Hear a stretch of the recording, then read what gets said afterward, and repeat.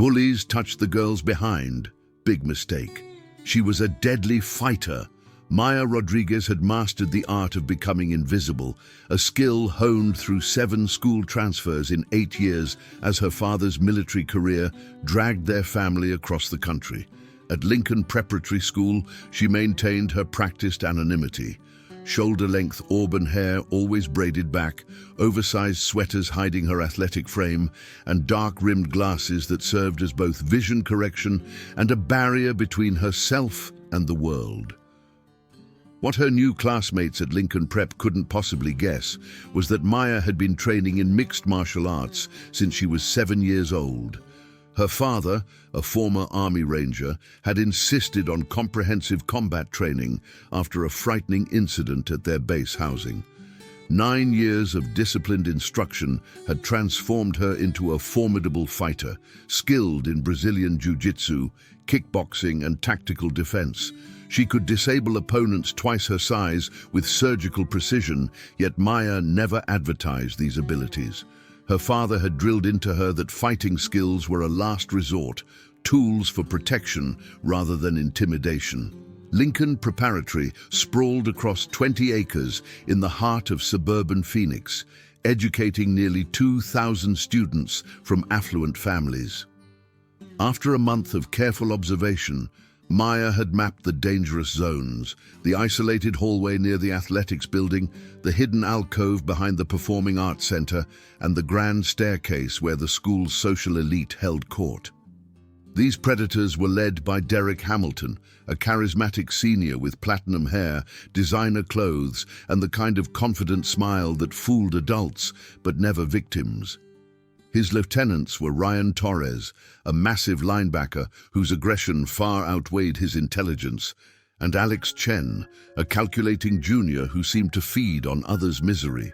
They moved through Lincoln Prep like they owned it, and in many ways, they did. Maya had received warnings during her first week. "Stay away from Derek's crew," Carmen Valdez had whispered during chemistry lab.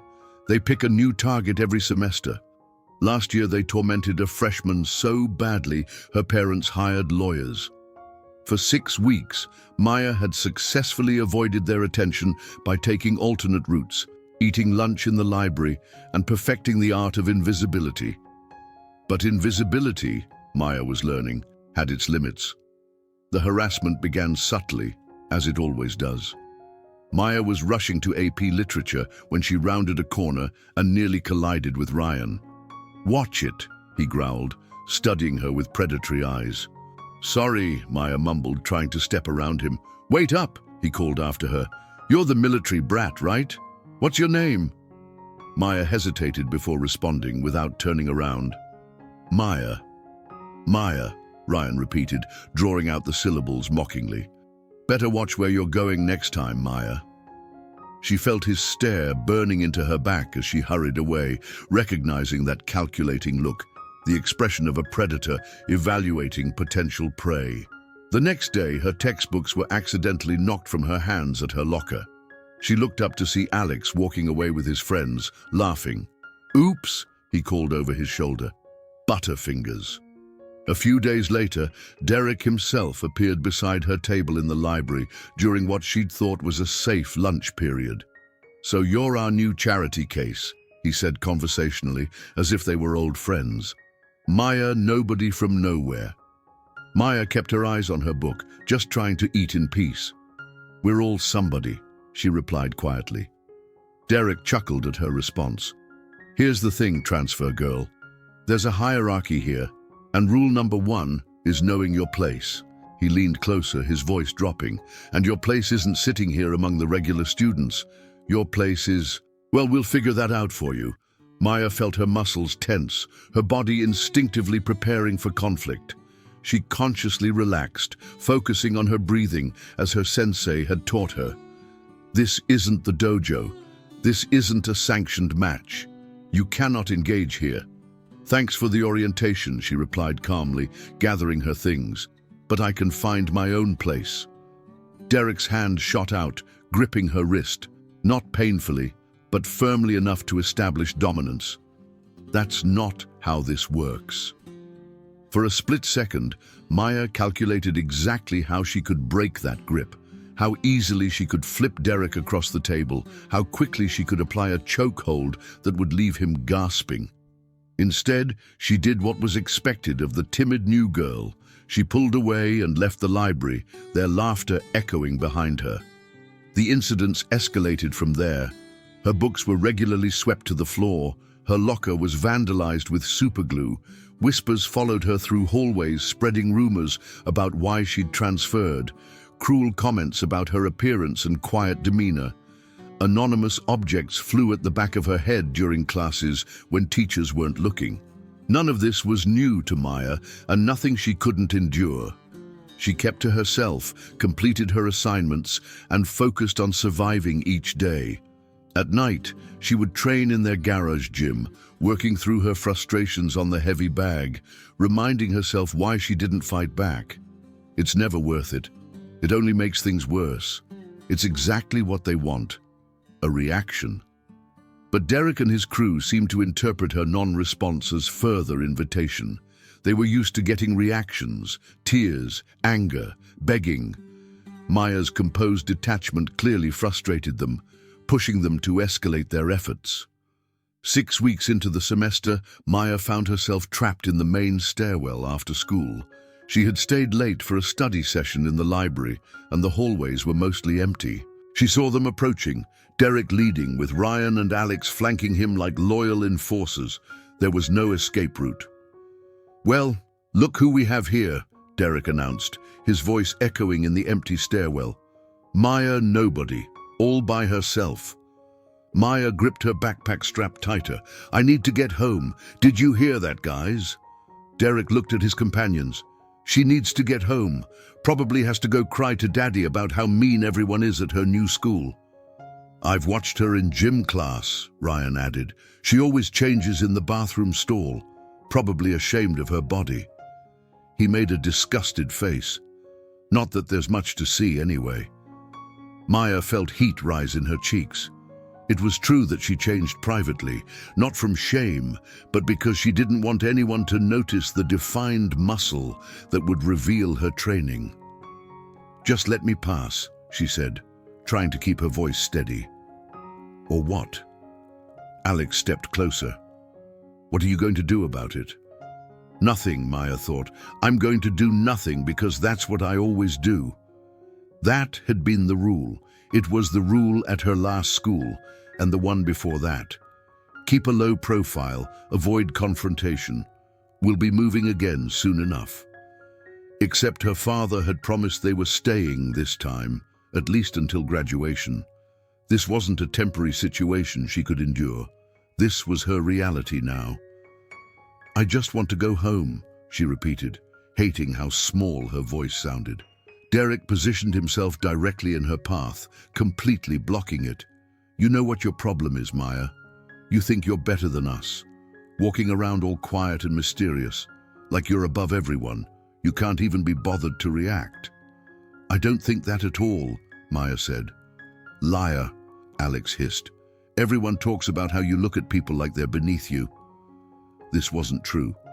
Maya made a point of avoiding eye contact with anyone, but she knew it didn't matter. They had already decided who she was and what she deserved. "Move," she said with slightly more force. "Make me," Derek challenged, taking another step toward her. And then Ryan was behind her, too close, and she felt his hands slide down her back toward her rear. "Maybe what she needs is a little attention," he said with laughter in his voice. "Show her how we welcome new girls here." Maya felt a calm clarity wash over her. Time seemed to slow as she felt Ryan's hand moving toward her backside. Without conscious thought, pure instinct and training taking control, she spun around, catching his wrist in a grip that made him gasp in surprise. In one fluid motion, she twisted his arm behind his back, using his own momentum to slam him face first into the wall.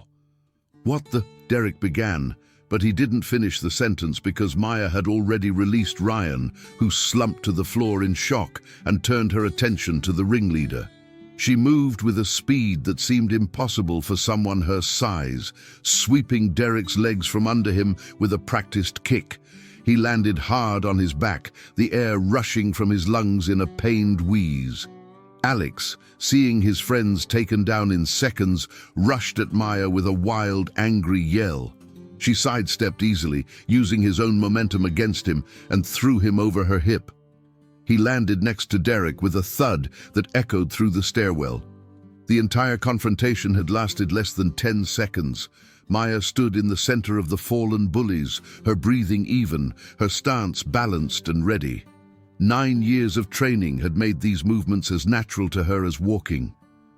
"Don't ever touch me again," she said, her voice low and controlled. "Don't speak to me, don't look at me, leave me alone." Ryan was the first to recover, pushing himself up from the floor, his face red with a mixture of pain, shock, and humiliation. "You're crazy," he gasped. "No," Maya corrected, adjusting her glasses calmly. "I'm trained. There's a difference." She stepped over Derek, who was still trying to catch his breath, and headed down the stairs.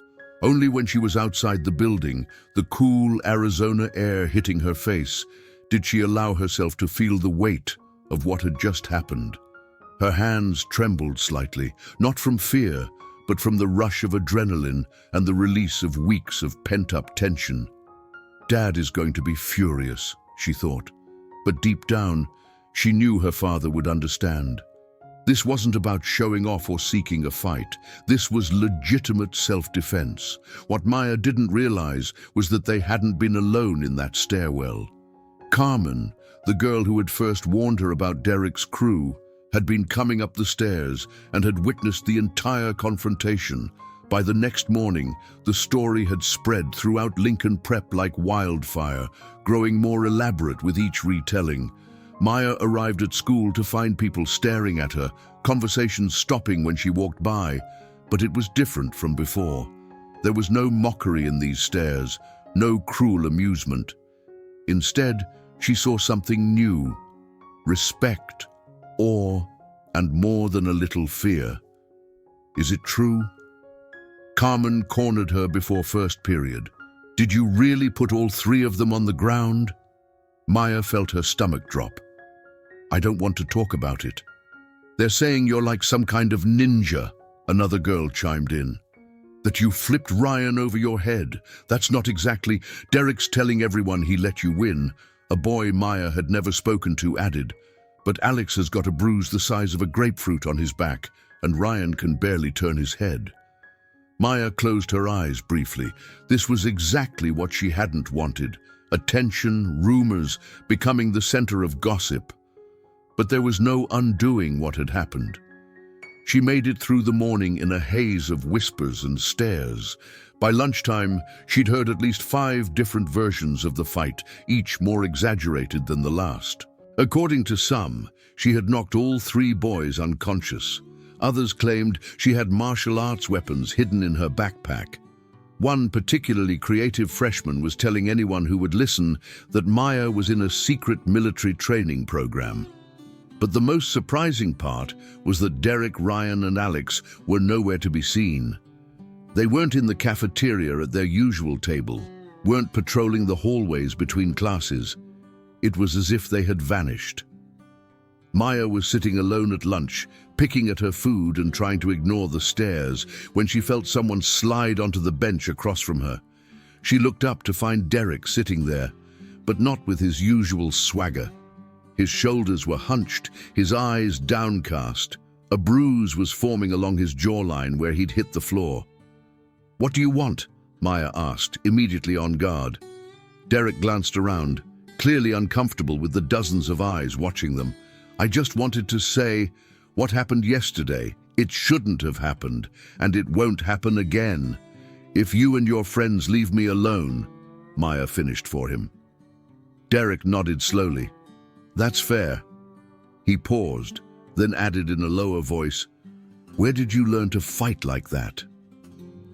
Despite herself, Maya felt a small smile tug at her lips. "My dad started training me when I was 7. I've got experience in multiple disciplines, and I've been doing serious training since I was 9. Derek's eyes widened. "Seriously? That's actually pretty impressive." An announcement came over the PA system then. "Maya Rodriguez, Please report to the principal's office. Maya Rodriguez to the principal's office. Maya sighed. She'd been expecting this. Guess someone talked. It wasn't me, Derek said quickly. And it wasn't Ryan or Alex either. We didn't tell anyone. Maya looked at him searchingly, trying to detect a lie, but he seemed genuine. Thanks, I guess. As she walked to the principal's office, Maya steeled herself for the worst. Fighting on school grounds was an automatic suspension at most schools, possibly even expulsion. Her parents would be called. There would be discussions about anger management and appropriate conflict resolution.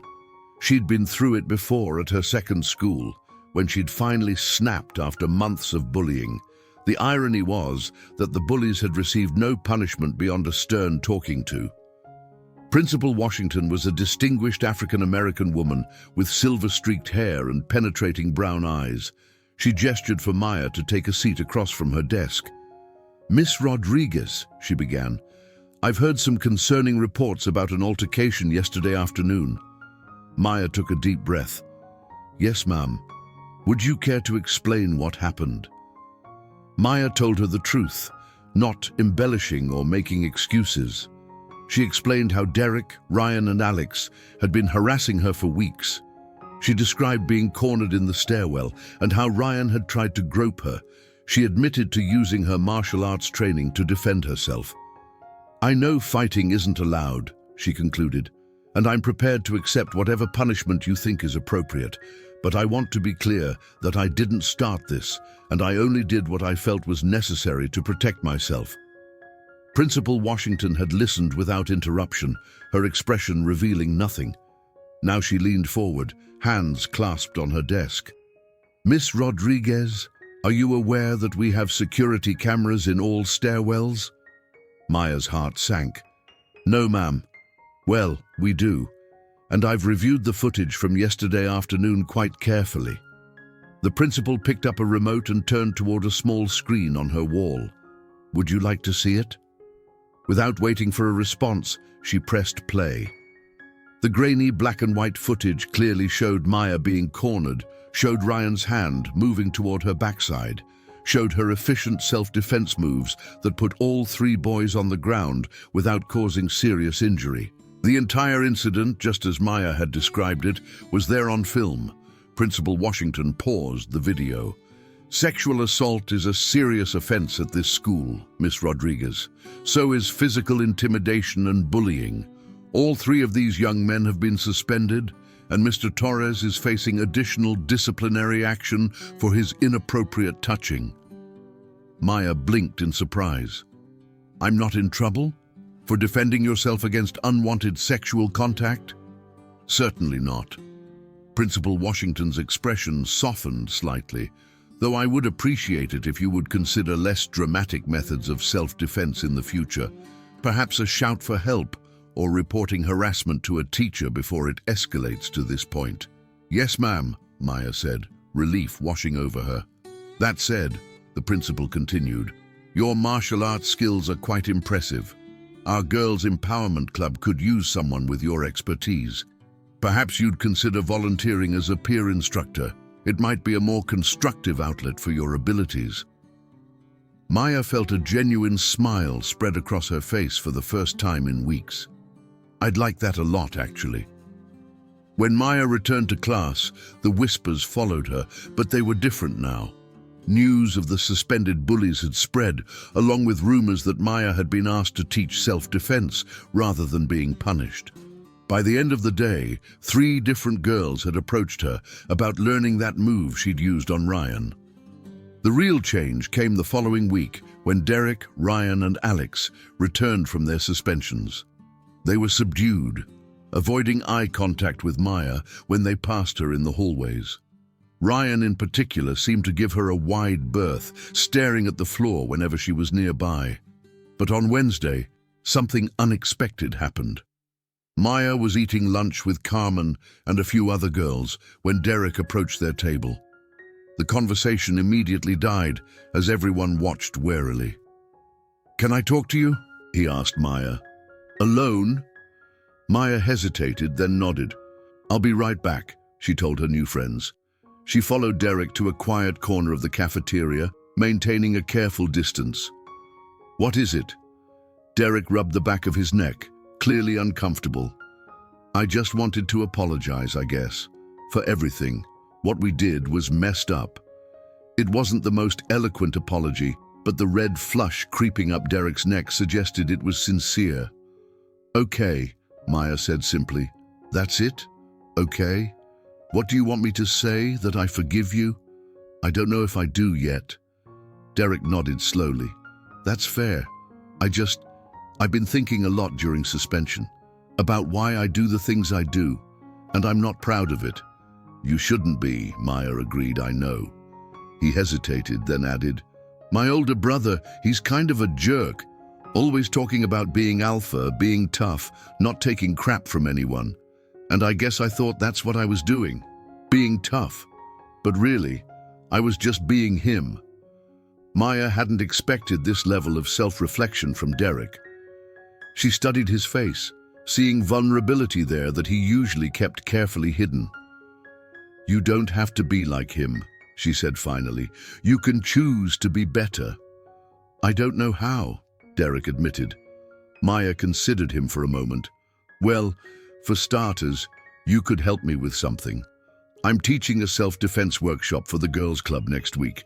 It might be helpful to have a volunteer for demonstrations." Derek's eyebrows shot up. "You want me to help? After everything?" "It's not about you," Maya clarified. "It's about helping other girls learn to protect themselves. And maybe it'll help you understand how it feels to be on the receiving end of intimidation." A slow smile spread across Derek's face. "You're kind of terrifying, you know that?" "Good," Maya said with a small smile of her own. "Remember that the next time you think about bullying someone, the next few weeks brought changes to Lincoln Prep that no one could have predicted. The Girls' Empowerment Club saw its membership triple, with Maya leading workshops twice a week. Derek, true to his word, showed up as a volunteer, allowing himself to be flipped and pinned by Maya in demonstrations that left the girls cheering. More surprisingly, Alex joined the debate team, where his talent for manipulation found a more positive outlet. Ryan, after a stern talking to from his football coach about respecting women, became almost painfully polite, offering awkward apologies to other students he'd bullied in the past. Maya found herself with something she'd never had at any of her previous schools: friends. Real friends who knew her strengths and respected her for them, rather than fearing her or expecting her to hide them. Carmen and several others from the Empowerment Club became regular lunch companions, and soon Maya was being invited to study groups and weekend hangouts. One afternoon, about a month after the stairwell incident, Maya was walking home when she heard footsteps behind her. She turned to find Ryan jogging to catch up with her. "Hey," he said, slightly out of breath. "Can I walk with you?" "I'm heading this way too." Maya nodded cautiously. They walked in silence for a few minutes before Ryan spoke again. "I never properly apologized to you," he said, "for, trying to—" He trailed off, his face reddening. "Grope me," Maya replied. "Yeah." Ryan looked genuinely ashamed.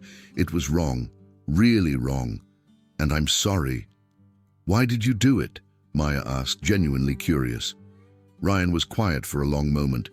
"Honestly, because I thought I could. Because Derek and Alex were watching and I wanted to look cool, because that's what guys like us did to girls like you. Girls like me, girls who wouldn't fight back." Jake grimaced. "Except you did fight back, and you should have.